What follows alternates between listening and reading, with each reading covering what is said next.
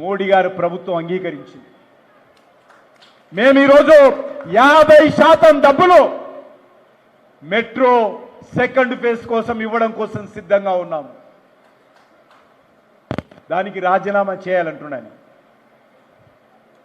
మేము మెట్రోకు డబ్బులు ఇవ్వకపోతే అప్పుడు మేము ఆలోచన చేస్తాం. కానీ నేను ఈరోజు రేవంత్ రెడ్డిని అడుగుతా ఉన్నాను, రేవంత్ రెడ్డి గారు మీరు మరి ఎన్నికల్లో హామీ ఇచ్చారు, లిఖితపూర్వకంగా మేనిఫెస్టోలో పెట్టారు, గ్యారంటీల పేరుతో ప్రకటించారు. మీ నాయకులైనటువంటి రాహుల్ గాంధీ, సోనియా గాంధీ, ప్రియాంక గాంధీ తెలంగాణలో ఊరూరు తిరుగుతూ గ్యారంటీలు ఇచ్చారు కదా, హామీలు ఇచ్చారు కదా, ఓట్లు వేయించుకున్నారు కదా. ఈరోజు మీరు ముఖ్యమంత్రి గద్దె మీద కూర్చున్నారు కదా, మరి ఆ హామీలకు ఎవరు బాధ్యత వహిస్తారు? ఆ హామీలకు అమలు చేయకుండా 2.5 సంవత్సరాలుగా తెలంగాణ ప్రజలకు వెన్నుపోటు పొడుస్తున్నారు కదా, దానికి ఎవరు బాధ్యత వహిస్తారు? ఎవరు రాజీనామా చేస్తారు? రేవంత్ రెడ్డి నన్ను అంటున్నాడు, ఆయన తెలంగాణ నుంచి తరిమి కొడతా. నేను టిఆర్ఎస్ కార్యకర్తను కాదు, నేను కాంగ్రెస్ పార్టీ కార్యకర్తను కాదు, చేతగానటువంటి రాహుల్ గాంధీ నేతృత్వంలో పనిచేస్తున్నటువంటి వ్యక్తిని కాదు. నేను భారతీయ జనతా పార్టీ కార్యకర్తని రేవంత్ రెడ్డి. నేను నరేంద్ర మోడీ గారి నాయకత్వంలో మంత్రిగా ఉన్నాను రేవంత్ రెడ్డి. ప్రాణాలకు తెగించి కూడా ఈ దేశం కోసం పనిచేసేటువంటి కార్యకర్తలు మా పార్టీ కార్యకర్తలు. నన్ను నువ్వు తెలంగాణ నుంచి అడ్డుకోకుండా తిరుగుతావా? తెలంగాణ పొరిమేల నుంచి తరిమి కొడతావా? అంత దమ్ము ధైర్యము ఈ కాంగ్రెస్ పార్టీకి ఉందా, మీకుందా, మీ ప్రభుత్వానికి ఉందా? నేను సవాల్ చేస్తా ఉన్నాను. నన్ను ఈ యొక్క తెలంగాణ గడ్డ పొరిమేల నుంచి తరలి కొట్టేటువంటి వ్యక్తి ఈ గడ్డ మీద ఇంకా పుట్టలే. నేను ఒకటే అడుగుతా ఉన్నాను, మీరు బీసీల సంక్షేమం కోసం 1,00,000 కోట్లు ఇస్తామన్నారు కదా, 1,00,000 కోట్లు ఇవ్వకుండా 2.5 సంవత్సరాలుగా నా తెలంగాణ బీసీ బిడ్డలకు వెన్నుపోటు పొడిచారు కదా, దీనికి ఎవరు బాధ్యత వహిస్తారు? ఎవరు రాజీనామా చేస్తారో రేవంత్ రెడ్డి కానీ రాహుల్ గాంధీ చెప్పాలా. అప్పుడు మేము మెట్రో విషయంలో మేము ఆలోచన చేస్తాం. ఈరోజు బీసీల నెత్తిలో భస్మాసురాస్త్రం పెట్టి మొండి చేయి చూపి 2.5 సంవత్సరాలుగా 1,00,000 కోట్లు ఎక్కడ పోయాయో, ఎందుకు ఇవ్వలేదో ఈరోజు రేవంత్ రెడ్డి చెప్పాలా. అంతేకాదు, దళిత కుటుంబాలకు 12 లక్షల రూపాయలు ఇస్తామన్నారు. రేవంత్ రెడ్డి గారు ఈ రాష్ట్రంలో దళిత కుటుంబాలకు 12 లక్షలు ఇస్తామన్నారు కదా, ప్రతి ఇంటికి. ఒక్క కుటుంబానికైనా మీరు 12 లక్షలు ఇచ్చారా? ఈరోజు నిరూపణ చేయాలి. తెలంగాణలో ఉన్నటువంటి దళిత బిడ్డలకు, దళిత కుటుంబాలకు వెన్నుపోటు పొడిచి వాళ్ళ నెత్తిలో భస్మాసురాస్త్రం పెట్టి మొండి చేయి చూపిస్తున్నారు కదా, దీనికి ఎవరు బాధ్యత వహిస్తారు? ఎవరు రాజీనామా చేస్తారో ముందు చెప్పాల్సిందిగా నేను రేవంత్ రెడ్డిని సవాల్ చేస్తా ఉన్నాను. అంతేకాదు, ఈరోజు ఈ రాష్ట్రంలో ఉన్నటువంటి నిరుద్యోగులకు ఉద్యోగాలు లేకపోతే నిరుద్యోగులందరికీ నెలకు 4,000 రూపాయలు ఇస్తామన్నారు కదా రేవంత్ రెడ్డి గారు. మరి ఎంతమంది నిరుద్యోగులకు 2.5 సంవత్సరాలుగా 4,000 రూపాయలు ఇస్తున్నావో ఈరోజు నిరూపించు. ఈరోజు ఆ 4,000 ఎవరెవరికి ఇచ్చావో ఈరోజు నిరూపించు. గత 2.5 సంవత్సరాలుగా నిరుద్యోగులకు అన్యాయం చేస్తా ఉన్నారు. నిరుద్యోగ భృతి ఇవ్వడం లేదు, జాబ్ క్యాలెండర్ ఇవ్వలేదు. 2024 డిసెంబర్ లోపల 2 లక్షల ఉద్యోగాలు ఇస్తామన్నారు, పూర్తి కాలేదు. ఈరోజు నిరుద్యోగులను నట్టేట ముంచినటువంటి ఈరోజు తెలంగాణ కాంగ్రెస్ పార్టీ ప్రభుత్వము ఎవరు బాధ్యత వహిస్తారో, ఎవరు రాజీనామా చేస్తారో ఈరోజు రేవంత్ రెడ్డి నిరూపించాల్సిన అవసరం ఉంది. అంతేకాదు ఈరోజు తెలంగాణ మాతృమూర్తులకు, తెలంగాణ ఆడబిడ్డలకు ఆర్థిక సాయం పేరుతో నెలకు 2500 రూపాయలు ఇస్తామన్నారు కదా మీ సోనియా గాంధీ. లిఖితపూర్వకంగా రాసిచ్చారు కదా, గ్యారంటీ ప్రకటించారు కదా. మరి ఎంత భాగ్యపడ్డారు మీరు తెలంగాణ ఆడబిడ్డలకు? 2.5 సంవత్సరాలుగా ఇవ్వడం లేదు కదా. ఎవరు రాజీనామా చేస్తారో, ఎవరు బాధ్యత వహిస్తారో, మహిళల నెత్తిన ఎవరు భస్మాసుర హస్తం పెట్టారో, ఎవరు ఈరోజు తెలంగాణ ఆడబిడ్డలకు మొండి చేయి చూపారో రేవంత్ రెడ్డి చెప్పాలా, రేవంత్ రెడ్డి బాధ్యత వహించాలా, ఇది నిరూపణ జరగాలి. అంతేకాదు తెలంగాణలో అమ్మాయిలకు, చదువుకునేటువంటి అమ్మాయిలకు మోటార్ సైకిల్, స్కూటర్ ఇస్తామన్నారు కదా. ఎంతమందికి ఇచ్చావు స్కూటర్? 2.5 ఏళ్ళు అయింది, ఎందుకు ఇవ్వలేదు? ఎవరు బాధ్యత వహిస్తారు? ఎవరు బాధ్యత వహిస్తారు? రేవంత్ రెడ్డి దీని మీద జవాబు చెప్పాలను. గ్యారంటీలు ఇచ్చి డిక్లరేషన్ పేరుతో మభ్య పెట్టించి ఓట్లు వేయించుకొని గడ్డ మీద కూర్చొని 2.5 సంవత్సరాలు అయింది కదా. ఎవరు రాజీనామా చేస్తారో, ఎవరు బాధ్యత వహిస్తారో రేవంత్ రెడ్డి, రాహుల్ గాంధీ చెప్పాలా. అంతేకాదు ఈరోజు పెళ్లి చేసుకుంటే ఆడబిడ్డలకు తులం బంగారం ఇస్తామన్నారు. మరి ఎంతమంది ఆడబిడ్డలకు పెళ్లి చేసుకుంటూ ఇచ్చారో, ఎవరికి ఎందుకు ఇవ్వలేదో. అయితే ఆయన లెక్కన ఈ తెలంగాణలో పెళ్లిళ్ళే అయితలేవా? అయితే తులం బంగారం రాదా? ఈరోజు రేవంత్ రెడ్డి చెప్పాలా. 2.5 సంవత్సరాలుగా పెళ్లి చేసుకున్నటువంటి అమ్మాయిల చేతిలో మొండి చేయి చూపి వాళ్ళ నెత్తిలో భస్మాసురాస్తం పెట్టినటువంటి ఈ కాంగ్రెస్ పార్టీ ప్రభుత్వం రేవంత్ రెడ్డి బాధ్యత వహిస్తారా? సోనియా గాంధీ బాధ్యత వహిస్తుందా? ప్రియాంక గాంధీ బాధ్యత వహిస్తుందా? ముఖ్యమంత్రి బాధ్యత వహిస్తారా? ఎవరు రాజీనామా చేస్తారో ఈరోజు తెలంగాణ ఉన్నటువంటి ప్రజలకు చెప్పాలి.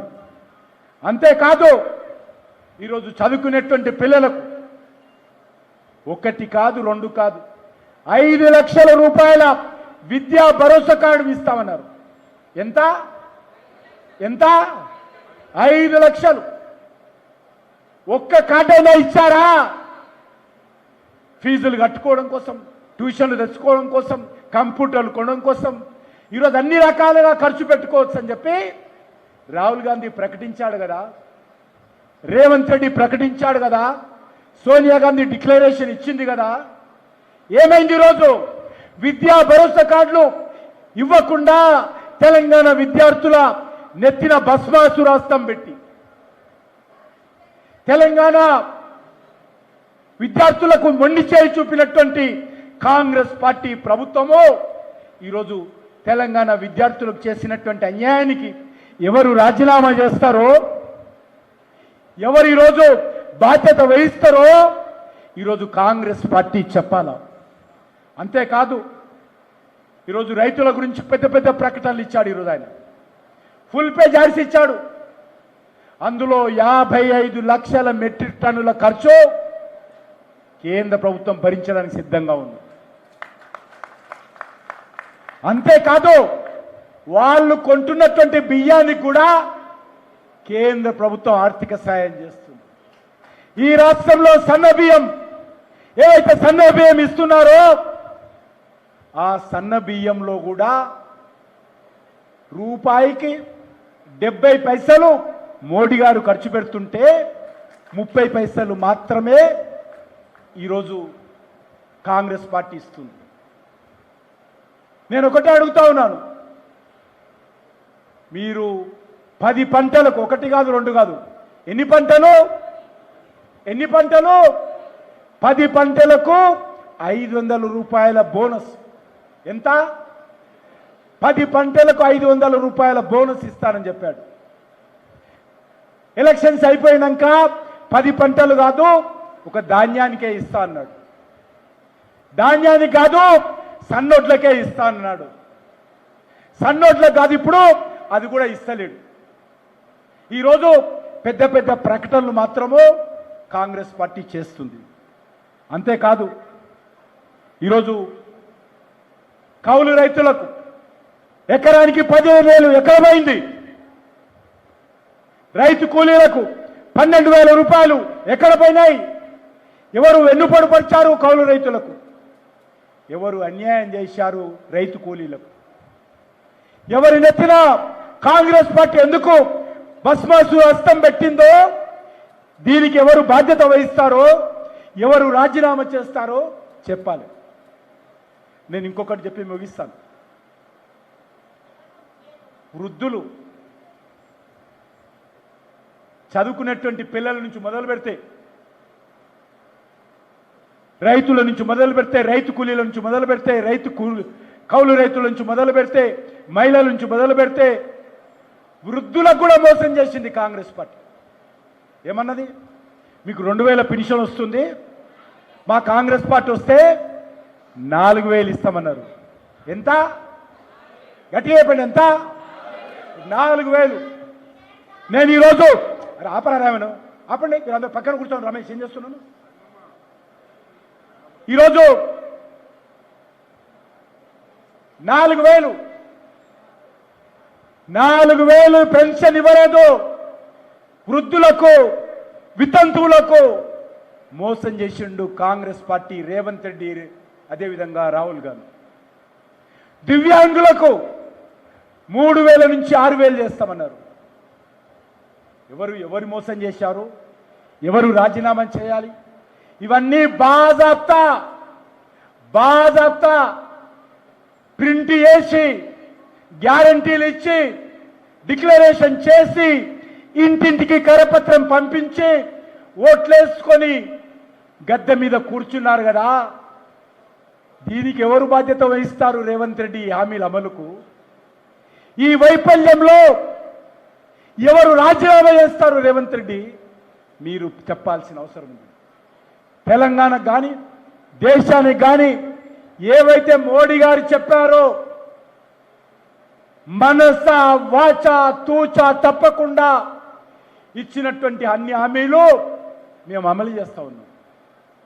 తెలంగాణలో రైళ్ల అభివృద్ధి కానీ, జాతీయ రహదారుల అభివృద్ధి కానీ, పేదలకు 5 కేజీల బియ్యం కానీ, పొదుపు సంఘాలకు 20 లక్షల వరకు బ్యాంకు రుణాలు కానీ మోడీ గారు ఇస్తున్నారు. ఈరోజు ఎన్ని లక్షలు? 20 లక్షల వరకు తెలంగాణలో ప్రతి పొదుపు సంఘానికి నరేంద్ర మోడీ గారి ప్రభుత్వము బ్యాంకు లోన్లు ఇస్తున్నది. రేవంత్ రెడ్డి కాదు, కేసీఆర్ కాదు. ఎవరిస్తున్నారు? మోడీ గారు ఇస్తున్నారు. కాబట్టి నేను చివరగా మనవి చేస్తా ఉన్నాను, నరేంద్ర మోడీ గారి ప్రభుత్వము అన్ని రంగాలలో కూడా దేశాన్ని ముందుకు తీసుకెళ్తా ఉంది. దేశ గౌరవాన్ని పెంచింది. దేశంలో ఉగ్రవాదాన్ని అరికట్టింది, రక్తపాతాన్ని అరికట్టింది, అన్ని వర్గాల ప్రజల గౌరవం ఇస్తా ఉంది. ప్రపంచవ్యాప్తంగా భారతీయులన్నా, భారతదేశం అన్నా ఈరోజు గుర్తింపు తీసుకొచ్చింది, గౌరవం తీసుకొచ్చింది. కాబట్టి ఈరోజు మనం అందరం ఆలోచన చేయాలి. నేను ఒకటే రేవంత్ రెడ్డిని అడుగుతా ఉన్నాను, రేవంత్ రెడ్డి గారు, మీరు ఆట మొదలు పెట్టారు. భారతీయ జనతా పార్టీ 28లో ఆట ముగించే విధంగా కృషి చేస్తుందని మనవి చేస్తూ, తప్పకుండా ఈ రాష్ట్రంలో 10 సంవత్సరాలు పరిపాలించినటువంటి బీఆర్ఎస్ పార్టీ మోసం చేసింది.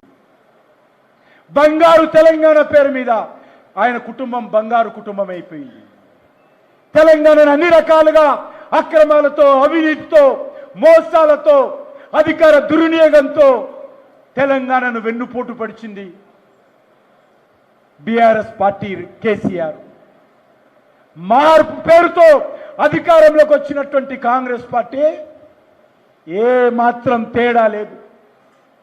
దొందే ఒకే తాను ముక్కలే, అవినీతిలో, అక్రమాలలో, అహంకారంలో, ఇచ్చినటువంటి హామీల అమలులో ఈ రెండు పార్టీలు ఒకటే. ఈ రెండు పార్టీలు కూడా హైదరాబాద్లో విష సర్పాలను పెంచినట్టు మజ్లిస్ పార్టీని పెంచి హైదరాబాద్ ప్రజల మీద పంపిస్తా ఉన్నారు. మజ్లిస్ పార్టీ 10 సంవత్సరాల పాటు కేసీఆర్ భుజాల మీద ఊరేగింది. 2.5 సంవత్సరాలుగా రాహుల్ గాంధీ, రేవంత్ రెడ్డి భుజాల మీద కూర్చొని అసదుద్దీన్ ఓవైసీ, అక్బరుద్దీన్ ఓవైసీ మెజార్టీ ప్రజలను అవమానం చేస్తూ ఈరోజు హైదరాబాద్లో తమ కబంధ హస్తాల్లో పెట్టుకోవాలని చూస్తూ ఉన్నారు. అందుకే ఈరోజు హైదరాబాద్ ప్రజలు, అంబర్పేట ప్రజలు ఆలోచించాలి. హైదరాబాదును రక్షించుకోవాలి, తెలంగాణను రక్షించుకోవాలి, భారతీయ జనతా పార్టీని బలపరచాలని చెప్పి కోరుకుంటూ సెలవు తీసుకుంటున్నాం.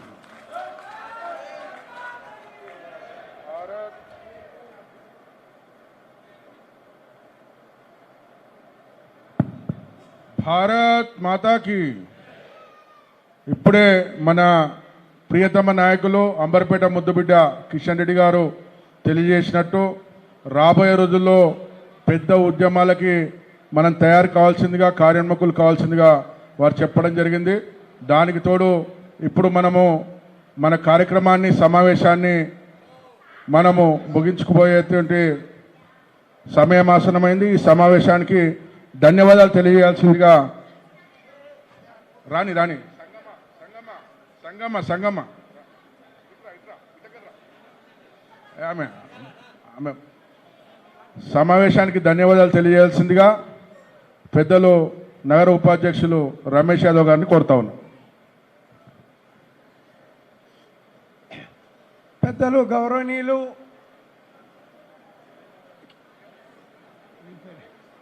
ఒక 2 అన్న కిషన్ రెడ్డి అన్న కవి కలం మర్చిన, కోకిల గానం మర్చిన మరవదే ఈ అంబర్పేట్ ప్రజలు. కిషన్ రెడ్డి అన్న ఎన్నో కార్యక్రమాలు చేసి ఎన్నో కీర్తులు సంపాదించి అంబర్పేట్ నియోజకవర్గమే కాకు యావత్తు భారతదేశంలో కూడా పేరుగాంచిన నాయకుడు మన కిషన్ రెడ్డి అన్న. కిషన్ రెడ్డి అన్న గారికి అంబర్పేట్ విస్తృత కార్యకర్తల సమావేశానికి వచ్చినటువంటి కిషన్ రెడ్డి అన్న గారు మరియు రాష్ట్ర ప్రధాన కార్యదర్శి డాక్టర్ గౌతమ్ రావు గారు, ప్రేరెల్లి శేఖర్ గారు, మరియు అజయ్ కుమార్ గారు, కృష్ణగౌడ్ గారు, డాక్టర్ లక్ష్మణ్ గారు, రామచంద్రరావు గారు, మరియు వేదికపై ఉన్నటువంటి పెద్దలందరూ, వేదికపై ముందు ఉన్నటువంటి సోదరమల్లారా, రేపు ఇప్పుడు జాతీయ గీతంతో ఈ కార్యక్రమం ముగిపుతుంది. ఆ తర్వాత అందరం భోజనాలు చేసిపోదాం. మిత్రులారా, ఈ నెల 20వ తేదీ రోజు ఆరోగ్యమే మహాభాగ్యం అంటూ యోగా, మన నరేంద్ర మోడీ గారు సృష్టించినటువంటి యోగా, దాన్ని పాటిస్తున్నటువంటి నాయకుడు మన కిషన్ రెడ్డి అన్న. గత సంవత్సరం కూడా ఎన్నో సంవత్సరాల నుండి యోగా కార్యక్రమం మన పెద్దలు గౌరవనీయులు కిషన్ రెడ్డి అన్న గారు జరుపుతున్నారు. అదే మాదిరిగా ఈ సంవత్సరం కూడా ఈ జూన్లో 20వ తేదీ నాడు ఉదయం 5 గంటలకు లాల్ బహదూర్ స్టేడియంలో మీ అందరూ కూడా యోగా కార్యక్రమానికి పాల్గొనవలసిందిగా కోరుతున్నాను. అందరూ కూడా జనగణంతో ఈ కార్యక్రమాన్ని ముగించుకొని అందరం భోజనం చేసి వెళ్ళవలసిందిగా కోరుతున్నాను.